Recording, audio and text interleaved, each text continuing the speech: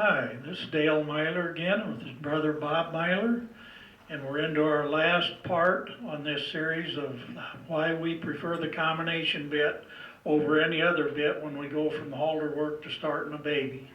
Now we're going to talk about the versatility of the combination bit. I used to do a lot of shows where people would come in and they bought a racehorse off the track, and they want to make a dressage horse or a hunter jumper or possibly a barrel racing horse, and they're having problems with the horse. And they would come in and ask me about bitting their horse, and I would tell them that we don't even want to bit your horse. But what we want you to do is go home and put a halter and 2 lead ropes on this horse. Not underneath, but one on each side, just like would be attached to the big ring there, but it would be on the side of the halter, that ring. So, and then walk your horse. Put him in an area where he can't get away. Walk him, stop him, back him a step or two, trot him, stop him, canter him, play with him. And they'll say, but you don't understand. I am having problems and I'm having trouble stopping my horse. Well, I'd say, go home, try it. You've got nothing to lose.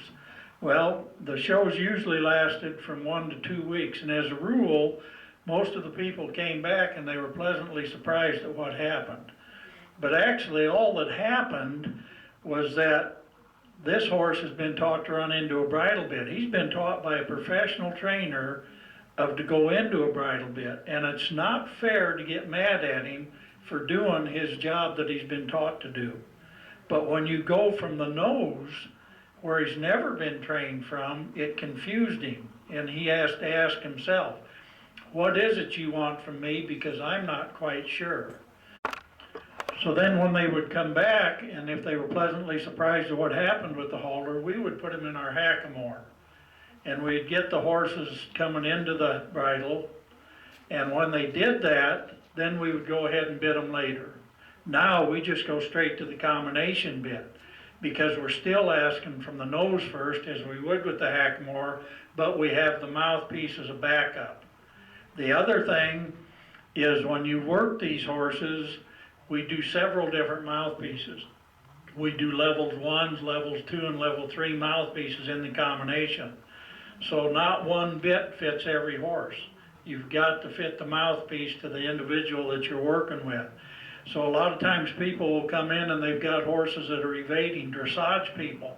We've got a lot of dressage people that actually train their horses in a combination bit, so they're not just always taking a hold of the horse's mouth, but they're asking from more places.